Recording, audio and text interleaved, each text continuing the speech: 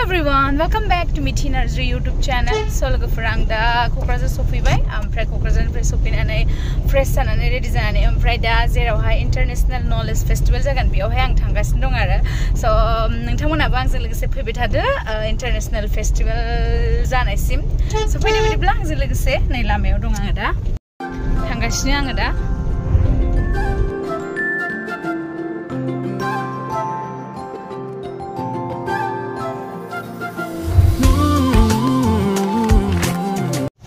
नै बेनो जाहैबाय entry gate Bodoland international knowledge फेस्टिवलनि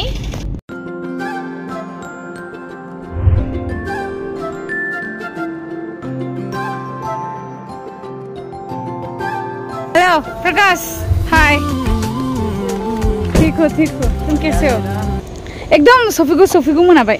मोजां ना औ मोजां So finally आं दा सफैबाय इउनिभार्सिटि सिङावहाय ओमफ्राय नोंथांमोननो आं दिन्थिगोन नलेज डेनि थाखाय माबायदि डेक'रेट खालामदों ओमफ्राय आङो बेयावनो गिबियावनो आदा फैलाखौ दा लोगो मोनग्रोबाय आरो दे आदा नोंखौ नुहुरनानै ओरै लोगो हमग्रोनो फैबाय आं माने फैखाबाय न'निफ्राय दिनै गोजानथार नालाय दसे दङ क'क्राझाराव फैबाय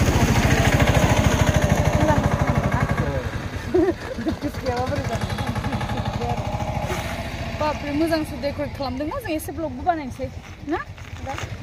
हाय होनहरदो बयखौबो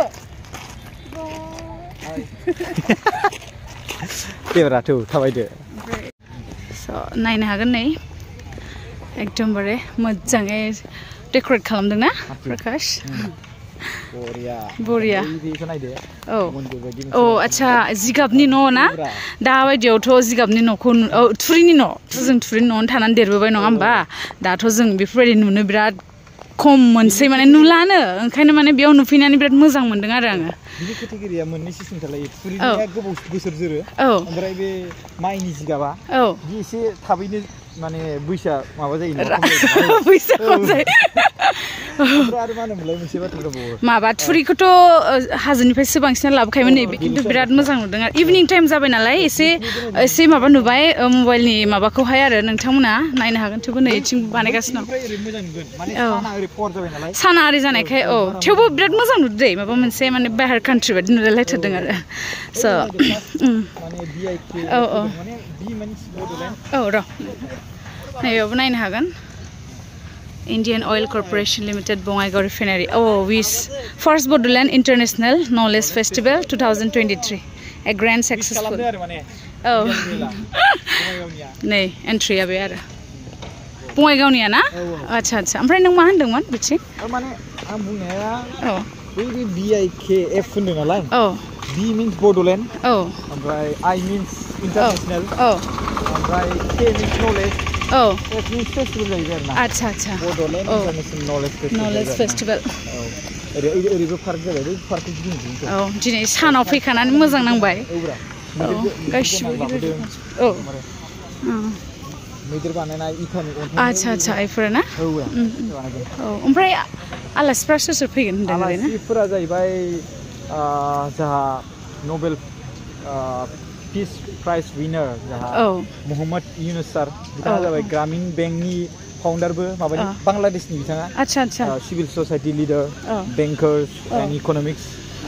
माने गोबां टेलेन्ट पार्सन आरोना बियो बुंनो थाङोब्ला बिथांखौनो गाहाय हिसाबै बुंनो हागोन आरोना गासिबो गुन गोनां टेलेन्ट पार्सन आरोना बिथाङा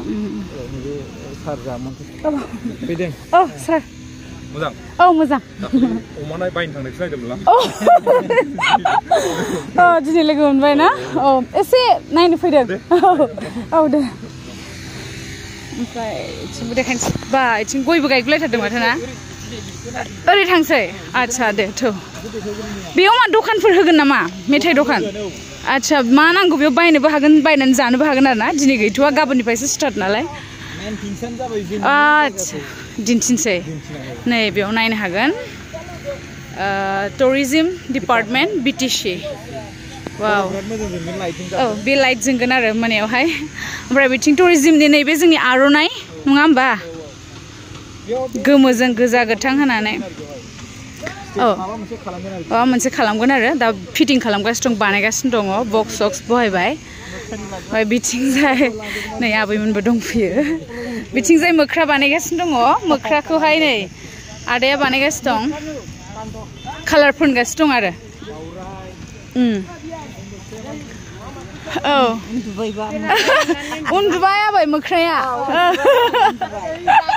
रागा जोंनानै कालारा मोखाङा दंबावो खोमा ना होखाला बेखौ एथ' कालार দিব আৰু ना नानि দিয়ে फेसटु দিব आच्छा ओमफ्राय नै बिथिं औ खेबना लानसैहाय ना दाउरा एलाय जाबाय आरो सासेयाबो उन्दुबाय रागा जोंनानै बेयावबो मोसा एफोरखौ जि मोजां बेनो बानायजोबदों नामा आच्छा अ टिमा अ बिसिनि टिमा बानायदों औ थिंबो बानायगासिनो दं न'साखौ गाखोनो हागोन ना प्रकाश गाखोनो हागोन ना मोजांहाय बिराद मोजां मोनबाय आङो औ नैबे औ बे प्रग्रामा जानो थांगासिनो दङ आच्छा नैबे भुमिसर हिल्स बेयाव ना आं थांफेरनो मोनाखै क'क्राझाराव बिदि चक्रशिलाबो दं नामा आच्छा ट्रेडिशनेल बर डान्स माने बुजिथों आरोना बांसिनानो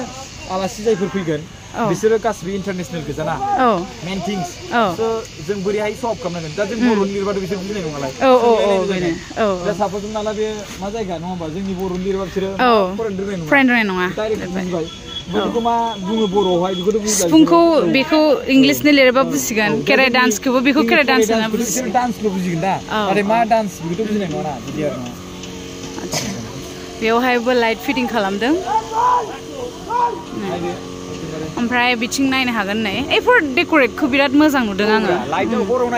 ओमफ्राय नै बेयावहाय डक्टर धर्मा नारायण दास इएम बिटिआरनि आच्छा भैरबकुन्द उदालगुरि नै बिराद मोजां नुदों औ ओमफ्राय नैबे राफ्टिं मानासाव राफ्टिंबो दंना आंथ' थांफेराखै एबार थांनांसिगोन नै बिथिंबो दङ मानासनि गासिबो औ ओमफ्राय नेचारखौ बानायदों आरोखि बेयावहाय औ नेचार बेनिफ्राय दै बोहैगोन गाबोनसिम जाहैगोन ना बेयो आच्छा हरजों हर मावनांसिगोन नैबे दंफांफोराबो इफोर गासिबो दखान फिथा सिथा मा जानो गोसो मा बायनो गोसो गासिबो माने ट्रेडिशनेल मोनजोबगोन आरो औ ओमफ्राय इथिं बानायगासिनो दङ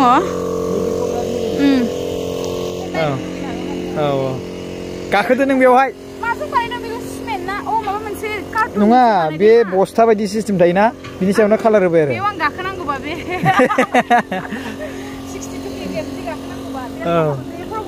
नायदो बरिया होगोन बेवहायबो औ मा दाउ होनोमोनलाय बेखौ ओइ नै एसे सावगारिया माबा ड्रयिं खालामो आर्ट्स खालामगासिनो नायदो एकदम बरियानो ना औ फुरा काजिरङानि नेचारखौनो देखायनो नागिरदों दा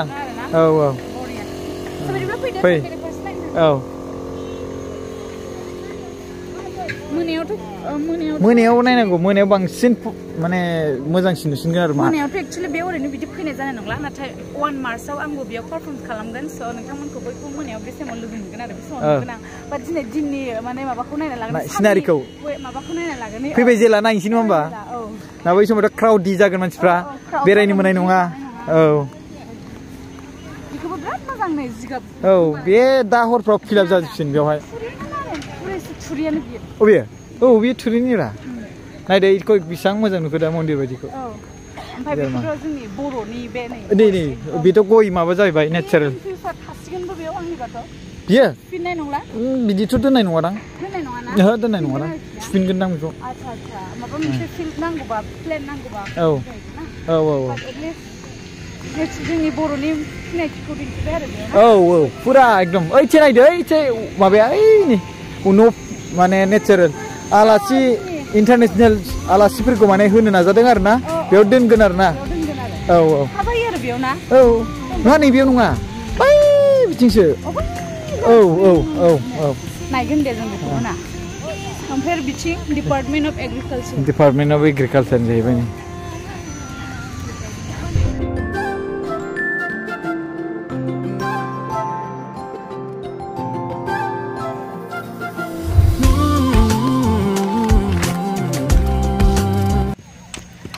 बियो जोंनि बर'नि जोबथा राजानि न'नोलै सोरमोनलाय राजा इरागदावमोन नामा औ गबिन्द राजानि न' देखायदों नेरसोन बेलाय डिमासानि औ औ औ बरिया लाइटजों जाबजों बिराद मोजां नुगोन बेखौ ओमफ्राय नायदो नों नैबेयाव नायदो इनि डिमासानि औ नेरसोन बायखोन्दा नेरसोननिया महरखौ होनो नाजादों आरो सिमेन्ट ओं सिमेन्टनिसो औ औ औ नै बुहुमखौ एसे बिलिरदो औ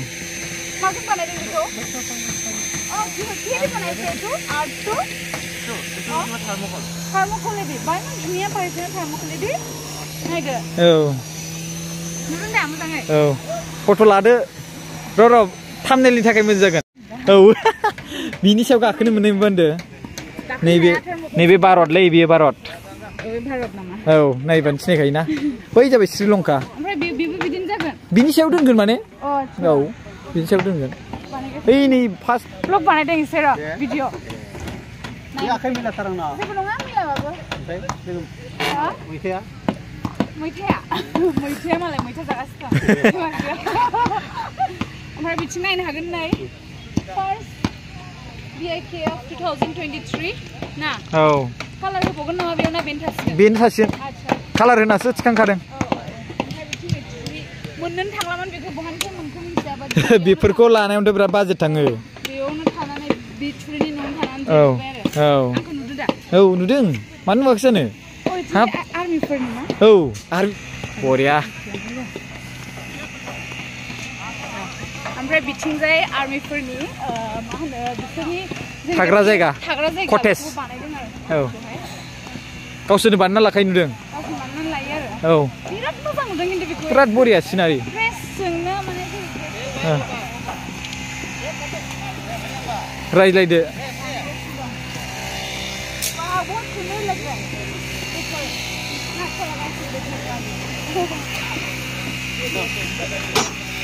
माबागोनल'सो मा होनो देखायगोनल'सो औ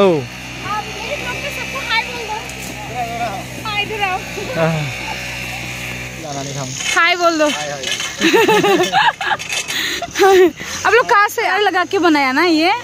अच्छा बहुत हाँ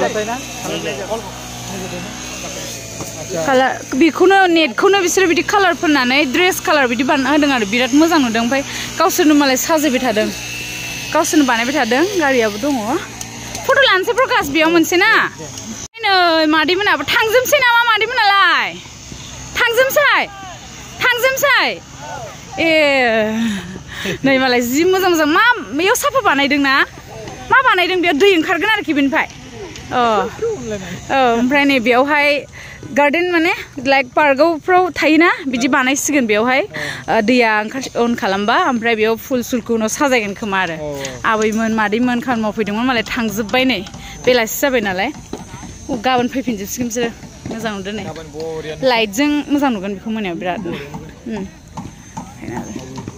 स' इथिंजाय फटक लानोसै दे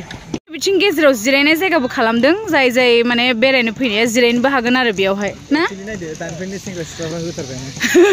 बेथ' आरो जेबो नंला बेखौथ' बुंनांगौ खोथा गैया नालाय औ बेफोरो कमनखासै ओमफ्राय दा जों थांनोसै नै बै मा होनो बर'नि गोदोनि न' रियेलिटि न'थार बेयावनो थानानै देरबोनाय एकदमबारे औ दाउखिफोरखौ जाफ्लांला लायोमोन नामा उन्दैफ्राव बेनि सोमोन्दै आङो बारा इसां ड्रेस सोलायग्रा जानांगौ बा माबा मोनसे औ जानांगौ माबा मोनसे बे मोसाखावग्राफोरनि थाखाय औ औ बेनिफ्राय नुहुरबाय बर' गामि आरोना बियो गोदोनि थफा थफा न' बानायदों बेवहाय डिजाइनिं आरो आमब्रेलाबो होदों नों लामाखौबो नायदो आरोना नोंखौ बहाबा हाइरडआव थानाय बायदि नुदों औ दा इदि न'आव थाथारनांगौ मोनसे मिन्थिबायना नेचार ना जोंनि माने बर'नि सिनायथि ना बेजोंनो जों माबानो नालाय दाथ' बांसिन नुनोनो मोनला ना स' बेनोसै आरो बाखि बैफोरथिंबो दङ बिराद गिदिर बेरायख'नो हाया जाखिनि हायो आं लाबाय नोंथांमोननो दिन्थिबाय नोंथांमोना बयबो फैदो औ गोलावद्रायबो जायो आरो नोंथांमोना बोरिं मोनगोन स' जेसे हायो जायगाखौ नोंथांमोना दिन्थिबाय आरो प्रकाशाबो हेल्प खालामबाय थेंक इउ स' माच प्रकाश ओमफ्राय नोंथांमोना बयबो फैदो जयैनो ना फैलायनांगौ गावजों गाव ओमफ्राय सापर्ट होलायनांगौ अब्लासो जों जौगागोन नङा होमबा ओमफ्राय दा बिनिफ्राय आंबो थांफिननोसै एसे आरो लामाखौ एसे देखायलांबावनोसै लामाथिंखौ र' बाय बाय नोंथाङा बै औ ओरै ओंखारलांनायाव बेयो मा खालामबावदों एसे दिन्थिलांबावनोसै आरो ओमफ्राय आंथ' जायगानिफ्राय थांनो बावदों ओमफ्राय ओरैबायदि मोजां हायोबा रिल्ससो बानायबावगौमोन मोनसे खिन्थु बानायथ'ला नै लाइटआ होहांबाय दसेनि उनाव नायदो जों फब माफब जाजोबथारसिगोन नै मालाय मादैमोनहा साफा खालामगासिनो गाबोननो जाथारसिगोन नालाय गैथारला ओरै सिथाबो थांनो हायो खिन्थु जों ओरै ओंखारनोसै नामा आंना गारियाव दंथाय नेनानै गेटखौ नायदो नों मोजांहाय जायगाफोरा गेटखौ नाय गेटखौ औ गेटखौथ' आं भिडिअ लायाखैना गेटखौ लाहैनोसै नै माबायदि नायदो गोजौआवहाय माबायदि खोमा औ पुरा माने ट्रेडिसनेलखौ देखायनो नाजाथारदों औ बेफोरावबो मा जागोन नोंथांमोना प्रग्राम जानायनि उनाव मिन्थिगोन आंना स्टेप 1000 टाइम जाबाय 10,000 टाइम स्टेप खालामबाय जों बेयाव औ थाबायनायाव हेमालि नामा वर्कआउट होमबा बेसेबां गिदिर गुवार जायगा औ बेसेबां गिदिर गुवार जायगा